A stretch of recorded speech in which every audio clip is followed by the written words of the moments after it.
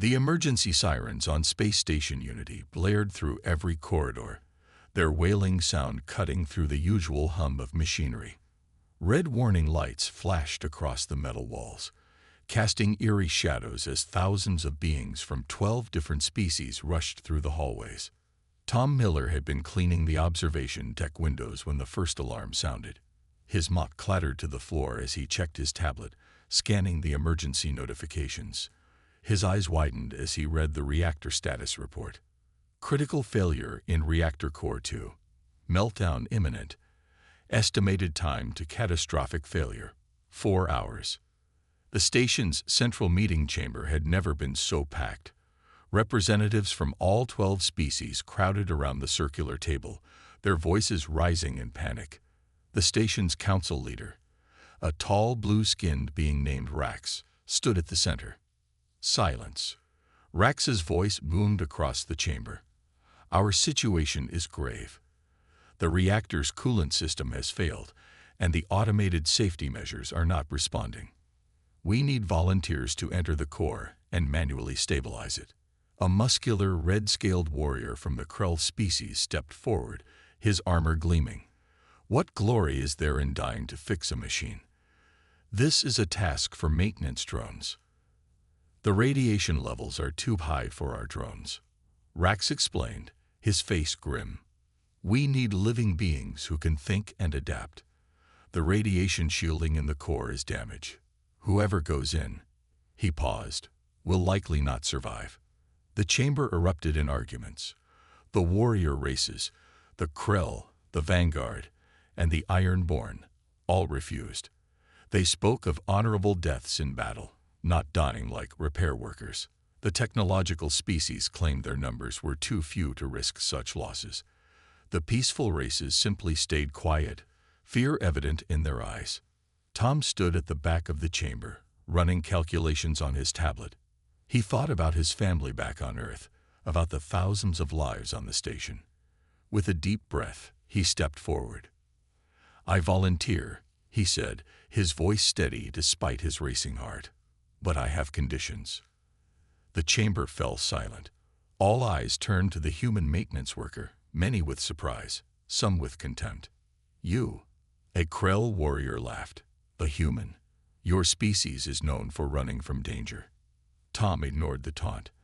I need safety equipment, whatever radiation suits you have. And I need time to plan the operation properly. Time. The Vanguard representative spat. A true warrior would charge in now. Every minute we waste brings us closer to death. Exactly, Tom replied calmly. And if we waste lives by rushing in unprepared, who will be left to complete the mission? I'd rather spend an hour planning than fail in 5 minutes. Rax studied Tom carefully. We have 4 hours until total meltdown. What do you need? First, I need to gather my team. There are 3 other humans on station with relevant experience. Then we need reactor schematics, radiation suits, and time to prepare properly. The warrior races muttered about human cowardice, but Rax raised his hand for silence. You understand this mission has a very low survival chance, even with preparation. Tom nodded. Yes, but I'd rather have a small chance than no chance, and I'd rather die trying to save everyone than die, because the station exploded while we were arguing about glory. The human speaks wisdom, said a small, ancient member of the Thought Collective. Perhaps what we see as cowardice is something else entirely. Rax looked around the chamber. No other species stepped forward to volunteer. He turned back to Tom. Very well. You have your conditions, human Tom Miller. Gather your team. You have 1 hour to prepare. After that, the radiation levels will be too high for even basic shielding to help. Tom was already walking toward the exit, his tablet out, sending messages to his fellow humans. Behind him, he could hear the warriors still mocking human cowardice. But it didn't matter. He had work to do, lives to save, and no time to waste on proving his courage to anyone. As he hurried through the corridors, his mind was already running through equipment lists, safety procedures, and backup plans. Sometimes, he thought, the bravest thing you can do is admit you're scared and prepare accordingly. Tom found his fellow humans in the maintenance break room. Jack watched reactor data scroll across a screen while Mike and Anna gathered emergency supplies from storage lockers. All three looked up as Tom entered. "I guess you've seen the alerts," Tom said, closing the door behind him. "I volunteered us for the reactor mission." "Of course you did," Anna said, smiling slightly as she checked a radiation meter. "Better us doing it carefully than someone rushing in to die for glory." Mike spread out a large station blueprint on the break room table. "The reactor's core is here." He pointed to a section marked in red. "Main access is blocked by radiation.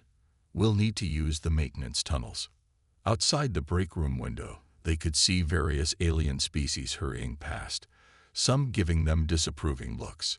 A group of Krell warriors stood watching, their arms crossed, and their scaled faces showing clear disgust at the humans' methodical approach. "Look at them, hiding in their room with their papers," one warrior growled loud enough to be heard through the glass. "While they waste time, we all move closer to death." Jack ignored the comments, focusing instead on his tablet. "According to these readings, we have three main problems. The cooling systems failed, the radiation shielding is damaged, and the control rods are stuck halfway." Tom nodded, marking each problem on his own tablet. "Okay, let's break this down step by step. What do we need to survive long enough to fix it?" The next 40 minutes were spent in intense planning. While other species paced the corridors or argued about honor, the four humans worked methodically through each challenge. "The station's radiation suits aren't good enough," Anna said, examining the equipment specs. "But if we layer 2 suits and add these maintenance shield panels, we might buy ourselves 15 minutes inside." Mike studied the reactor schematics carefully. "The maintenance tunnels will get us within 20 feet of the control panel. After that, we're exposed to full radiation. We'll need to move fast but carefully." "I've got the access codes," Jack added, his fingers moving quickly across his screen. "And I've mapped 3 different routes. If one path is blocked, we have backups." A loud bang on the break room door interrupted them. Rax entered, followed by representatives from several species. The alien leader looked surprised to see the humans surrounded by papers, tablets, and equipment. "You have spent nearly an hour in here," Rax said, his tone concerned. "The radiation levels continue to rise. What have you accomplished besides drawing pictures and typing on screens?" Tom stood up straight. "We've mapped 3 routes to the reactor. We've modified radiation suits to last longer. We've identified exactly what's wrong and how to fix it. And most importantly, we've figured out how to maximize our chances of success." A Vanguard warrior stepped forward, his metallic skin gleaming. "In the time you spent hiding in here, I could have reached the reactor core 10 times. "And died 10 times, Anna replied calmly, holding up a radiation meter. "The levels in there would kill any unprotected person in 30 seconds. Is that what you want? To die quickly and leave no one to complete the mission?" The warrior fell silent, but his expression remained angry. "Show me your plan," Rax demanded. Tom walked him through their preparation. They had marked every step, calculated every risk, and prepared for multiple scenarios. They had even figured out how to use the station's cargo lifting magnets to move heavy radiation shielding into place. As they explained, even some of the warrior species began to look thoughtful. The Thought Collective representative nodded slowly, their large eyes showing understanding. "You have not wasted time," they said. "You have invested it wisely." "We're ready now," Tom announced, picking up his modified radiation suit. "We've planned as much as we can. Every minute from here on makes our job harder as radiation levels rise." The 4 humans began putting on their protective gear, each one checking the other's equipment carefully. Some of the watching aliens still seemed confused by their caution, but others were beginning to show respect. "May your careful planning serve you well," Rax said formally. "The station's fate rests in your hands." As they prepared to leave the break room, Tom looked at his team. Their faces showed fear, but also determination. Sometimes, he thought, The bravest thing wasn't charging in without fear. It was feeling the fear, planning for it, and moving forward anyway. The preparation room buzzed with activity as the four humans moved with practiced efficiency. They had convinced Rax to let them use the station's engineering bay, a large space normally used for repairing shuttles. Now, it served as their final staging area before the reactor mission. Radiation suits, round 2 of checks.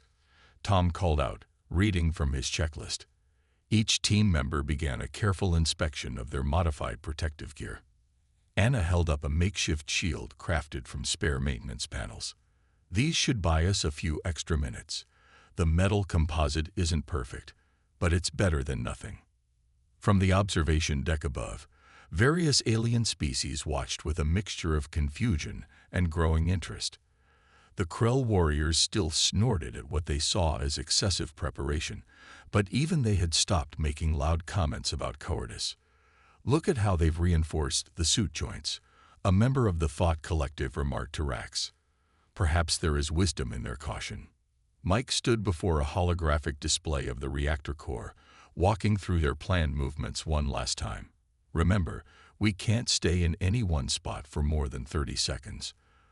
The radiation will penetrate even our reinforced suits if we don't keep moving." Jack finished programming their emergency tablets. "I've loaded the reactor schematics and marked our safe zones. If anyone's suit shows signs of failing, these spots have enough shielding for a brief rest."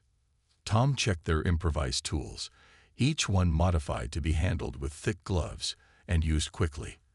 They had practiced using them over and over, making sure every motion was efficient and precise. "The cooling system controls are our first priority," Tom explained, pointing to the hologram. "Anna and I will handle that. Jack, you're on the radiation shielding repair. Mike, you'll manage the control rods. If any of us goes down." He paused, looking at each team member. "The mission continues. The station comes first." A young engineer from the Technology Guild approached them, his mechanical eyes whirring as he studied their preparations. "Your species' attention to detail is unexpected. We had always believed humans were impulsive." "We can be," Anna replied, testing the seal on her helmet. "But we've learned the hard way that rushing in usually means not coming back out." The humans had created backup plans for their backup plans. They had memorized the reactor layout, practiced their movements, and prepared for dozens of possible problems. Each team member carried emergency medical supplies, repair tools, and spare power cells for their suits. "Final equipment check," Tom announced. The team formed a circle, each person inspecting another's gear. They tested every seal, every connection, and every backup system. From above, a vanguard warrior watched with his arms crossed. "All this checking and double-checking. Don't they trust their own work?" "That's exactly why they check," the Thought Collective member replied softly. "They trust nothing to chance." The station's warning system announced another radiation spike. The reactor was deteriorating faster than expected. Time was running out. "Listen up," Tom gathered his team for a final briefing. "We've got the best plan we can make with the time we had. We've practiced until we could do this in our sleep. But things will still go wrong. They always do. When that happens, we stick to our training. We adapt. We help each other. And we get the job done." The other humans nodded, their faces serious but determined behind their helmet visors. "Communication check," Jack said, and they all tested their radio systems one last time. A quiet had fallen over the observation deck. The aliens watched as these supposedly cowardly humans transformed into something else, not fearless warriors charging into battle, but professional problem solvers preparing to face death with every advantage they could create.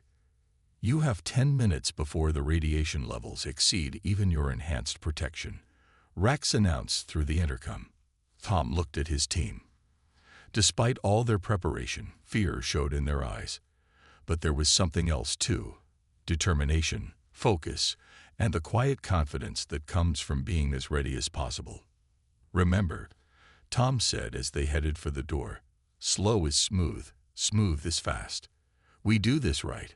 We do this once, and we all come home.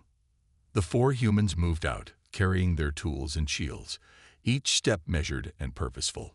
Behind them, the aliens watched in silence, beginning to understand that perhaps there was more than one kind of courage. The maintenance tunnel felt smaller than it had looked on the schematics. Tom led the way, his headlamp cutting through the dim emergency lighting. The sound of their breathing echoed inside their helmets as they moved carefully through the narrow space. First radiation checkpoint, Anna announced from behind him. Levels are high but within our calculated limits. The team moved forward methodically, each step placed with care. Their modified suits creaked with the extra shielding they'd attached.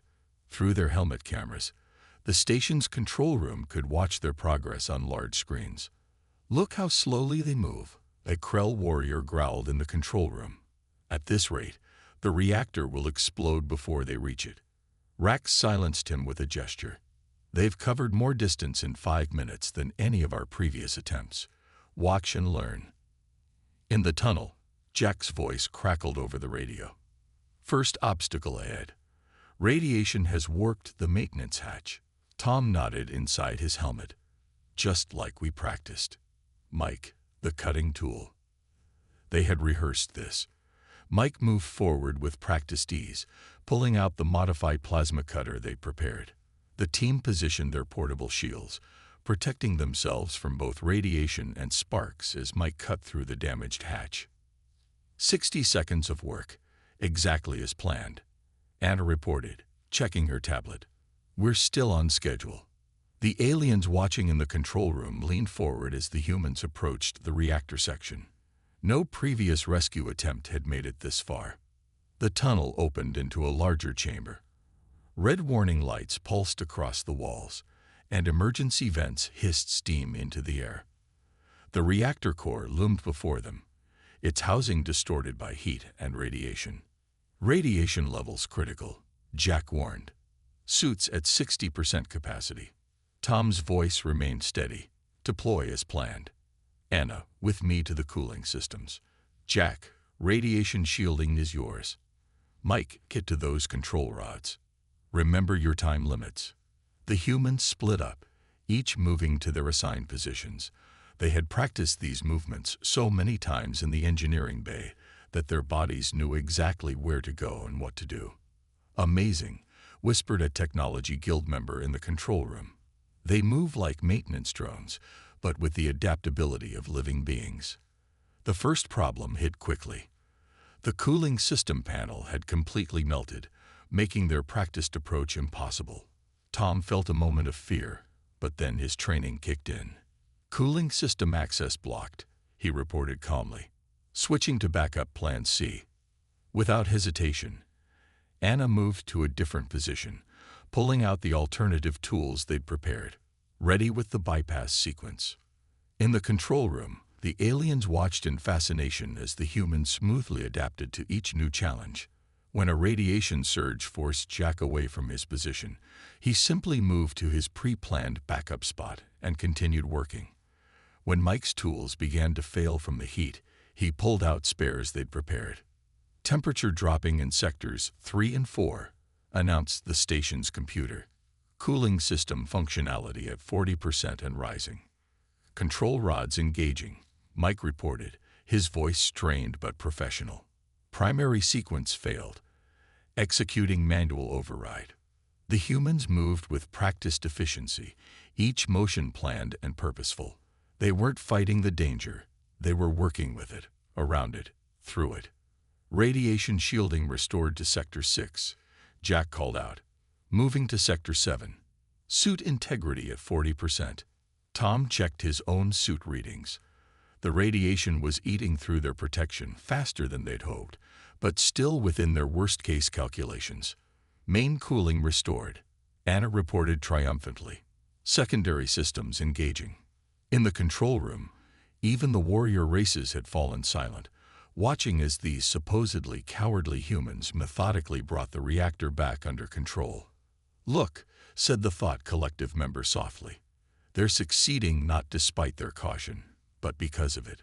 The reactor's angry red glow began to fade to a more normal orange. Warning sirens quieted one by one. The humans continued working, checking and double-checking each system. Final radiation shield locked in place, Jack announced. Protection at 80% and holding. Tom allowed himself a small smile inside his helmet. They weren't done yet, but the worst was over. Their careful planning, their cowardly preparation, had worked exactly as intended. Status report. Rax demanded over the radio. Reactor stabilizing, Tom replied, his voice tired but clear.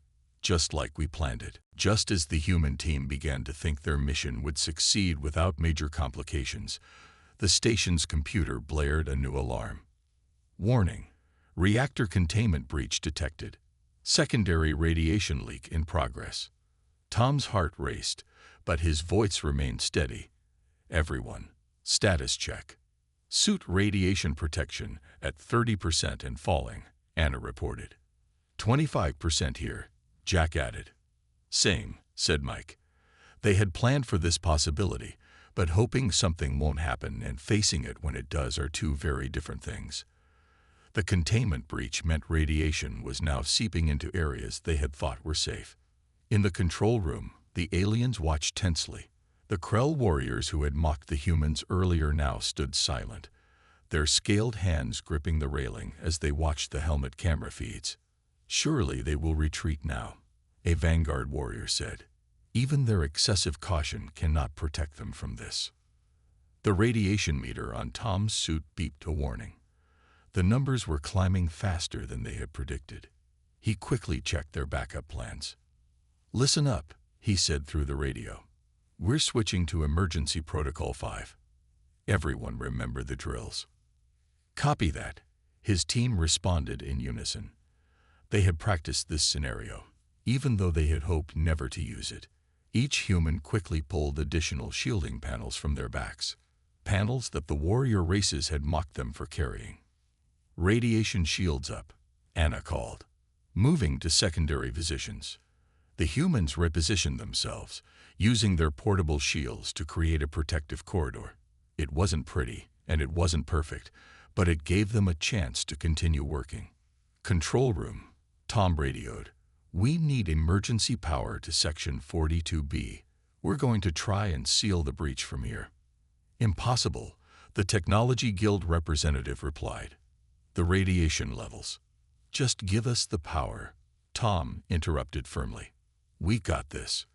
The humans moved with practiced coordination. Jack and Mike used their shields to protect Anna while she worked on the containment systems. Tom monitored their suit readings, ready to call an evacuation if levels got too high. Breach expanding. The station's computer announced. Radiation levels increasing by 200%. In the control room, Rax stepped forward. Humans, you must retreat. No one would blame you for. With respect, sir, Tom cut in. We're not done yet. He turned to his team. Anna, how long do you need? 3 minutes, she replied, her fingers flying over the controls. Maybe 4. Our suits only have 5 minutes left at these radiation levels, Mike warned. Tom nodded inside his helmet. Then we have 5 minutes to finish this. Jack, get that backup cooling line connected. Mike, monitor the control rods. I'll help Anna with the containment. The next few minutes were intense. Warning alarms blared constantly as the humans raced against their failing radiation protection. They moved with desperate efficiency, each person knowing exactly what to do thanks to their endless preparation. Cooling line secured, Jack announced, his breathing heavy. Control rods stable, Mike added. Just 1 more, Anna muttered, making final adjustments to the containment field. Tom's suit screamed warnings at him. Radiation protection critical. Suit failure imminent. The Technology Guild representative's voice came over the radio. Humans, your suit readings are beyond survivable levels. You must. Got it, Anna shouted. Containment field reestablishing. The station's computer confirmed her success. Breach containment at 60%. 75%, 90%. Breach contained. Radiation levels decreasing. In the control room, the aliens erupted in cheers. The Krell warriors pounded their chests in respect, while the fought collective members buzzed with excitement. "Team," Tom said, his voice showing fatigue for the first time, "fall back to the safe zone." Now, the humans retreated in the same ordered way they had entered, checking each other's suits and conditions as they moved. Their cowardly backup plans had given them a way out when everything went wrong. As they reached the safety of the maintenance tunnel, Tom looked at his team's radiation readings. They had cut it incredibly close, closer than any of their calculations had suggested they should risk. But their preparation, their caution, their backup plans had kept them alive. "Station control," he radioed. "Reactor is stable, breach is contained," and he managed a tired smile. All humans accounted for. The aliens in the control room looked at each other in amazement. These humans, who they had mocked for being too careful, too cautious, too cowardly, had succeeded where braver races had feared to try. And they had done it not through reckless courage, but through preparation, teamwork, and carefully managed fear. The decontamination chamber hummed as it cleaned the last traces of radiation from the human team's suits. Through the observation window, a crowd of aliens had gathered, watching with new respect as the 4 humans underwent their careful post-mission procedures. "Remove suits in sequence," Tom instructed, following their safety checklist even now. "Check each other for radiation exposure." The station's medical team waited nearby, led by a blue-skinned doctor who kept looking at his readings in disbelief. "According to these scans, you all survived with minimal radiation exposure. How is this possible?" "Multiple layers of protection," Anna explained as she helped Mike out of his suit. "Better to have too much shielding than too little." Jack carefully documented the damage to their modified suits. "Look here," he pointed to the reinforced sections. "The extra shielding bought us those crucial final minutes." The warrior races, who had gathered in force to witness the humans' return, seemed unusually quiet. A Krell commander stepped forward, his scaled face showing an emotion that might have been embarrassment. "We were wrong about humans," he announced formally. "What we saw as cowardice was wisdom." Tom was checking the final radiation readings on his tablet. No need for apologies. Different species, different approaches. We all want to protect the station. We just have different ways of doing it. Rax entered the chamber, followed by representatives from every species on the station. The council leader's face showed both relief and admiration. "The station's systems are fully stabilized," he announced. "The reactor is functioning at optimal levels, and all radiation leaks have been contained. You have saved not only the station, but every life aboard it." The Technology Guild's chief engineer stepped forward, her mechanical eyes whirring as she studied the humans' equipment. "Your modifications to the radiation suits, your tactical approach, we request permission to study your methods." "Of course," Tom replied, finally allowing himself to sit down. His muscles ached from the tension of the mission. "That's why we documented everything, so others could learn from it, whether it worked or failed." The fought collective representatives moved closer, their large eyes blinking with interest. "You planned even for failure. You documented your methods even though you might not survive." "Especially because we might not survive," Anna explained. "If we failed, the next team would need to know what went wrong." The station's emergency response protocols were already being rewritten. Screens around the decontamination chamber showed technicians implementing the humans' safety measures and backup procedures. A young Vanguard warrior pushed through the crowd. "But weren't you afraid? How can you fight effectively when you spend so much time thinking about what might go wrong?" Mike looked up from where he was helping Jack with a medical scan. "Of course we were afraid. Fear keeps you alert, keeps you careful. The trick isn't not being afraid. It's not letting fear stop you from doing what needs to be done." The aliens murmured among themselves, processing this new perspective on courage. The warrior races, in particular, seemed to be struggling with the concept that preparation and caution could coexist with bravery. "Your team has earned the highest honors the station can bestow," Rax announced. "We would like to hold a ceremony." "Thank you," Tom interrupted politely. "But first we need to complete our post-mission checks, write our reports, and update the emergency procedures with what we learned today." Instead of seeing this as a rejection of honor, the aliens watched with growing understanding as the humans continued their methodical work. Even after succeeding, even after surviving, they remained focused on documentation and improvement. "They prepare not just for their own missions," the Thought Collective member observed, "but for everyone who might face similar challenges in the future." The station's computer displayed the updated safety protocols, now incorporating the humans' methods. Warning systems were being modified to allow for preparation time. Emergency equipment was being redesigned to include backup systems. As the four humans finally finished their procedures and prepared to rest, they could see their influence already spreading through the station. The warrior races were discussing the value of preparation. The technical species were studying their equipment modifications. Even the most cautious races seemed inspired by this new understanding of courage. Tom looked at his team with pride. They had done more than just save the station. They had shown that there was strength in caution, wisdom in preparation, and courage in careful planning. 1 month after the reactor incident, Space Station Unity had changed in ways both subtle and profound. Tom noticed these changes as he walked through the corridors during his regular maintenance rounds. The most obvious difference was the new Emergency Response Training Center, where members of all species gathered to learn what was now called the human approach. Through the training room's windows, Tom could see a Krull warrior carefully checking his safety equipment, while a technology guild engineer took detailed notes. "Tom," Anna called from a nearby doorway. "Come see this."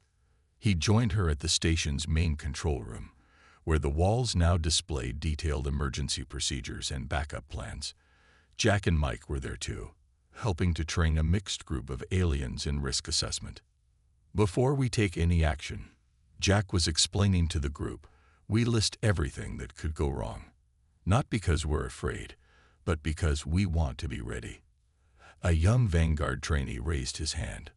"But my people believe that thinking too much about danger makes you hesitate when you need to act." Mike smiled. "Let me show you something." He pulled up footage from their reactor mission. "See how quickly we moved once we started. That's because we didn't have to stop and think. We had already planned for almost everything." The station's council had made other changes too. Every emergency station now had backup equipment. Every critical system had multiple fail-safes. The aliens had embraced the human practice of running emergency drills, though they'd added their own unique approaches to the training. "Security alert. Level 2.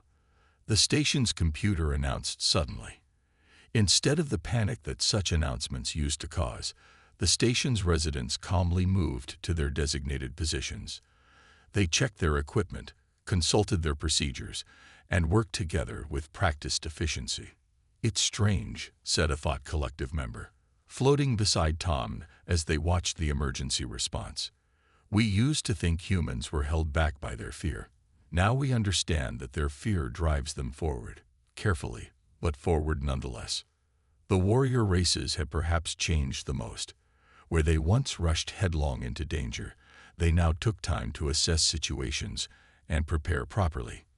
They still valued courage, but they had learned that courage could wear many different faces. "I never thought I'd see a Krull warrior double-checking his safety harness," Anna remarked, watching a maintenance crew at work. Tom nodded. "They've learned that staying alive to complete the mission is more important than looking brave while failing." The station's accident rate had dropped significantly. The Technology Guild had calculated a 73% decrease in emergency incidents since implementing the new procedures.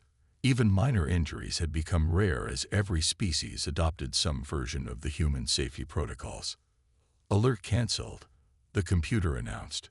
"Training exercise complete. All sections performed within safety parameters."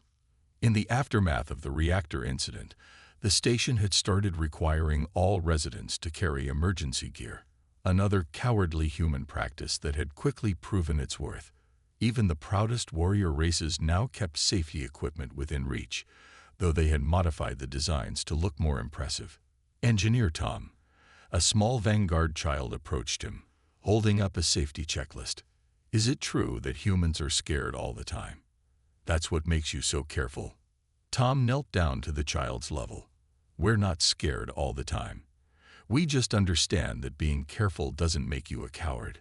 Sometimes the bravest thing you can do is take the time to do things right. The station's library had added a new section dedicated to human emergency procedures and safety protocols. Species from across the galaxy now sent representatives to study what they called human preventive courage, the art of being brave enough to prepare for the worst while hoping for the best. As his shift ended, Tom walked past the reactor control room. The memorial plaque there had been updated. Below the list of those who had died trying to save the station, there was a new inscription. True courage wears many faces. Sometimes it charges forward. Sometimes it steps carefully. But it always puts the mission before pride and wisdom before glory. Looking at his reflection in the plaque's polished surface, Tom smiled. Humans might never be the greatest warriors in the galaxy. They might never be the strongest or the fastest. But they had proved that being called a coward by those who don't understand isn't nearly as important as getting the job done and keeping people safe. The space station continued its eternal orbit, now safer than ever, protected not just by the bravery of warriors, but by the careful courage of those who dared to be called cowards in service of a greater good.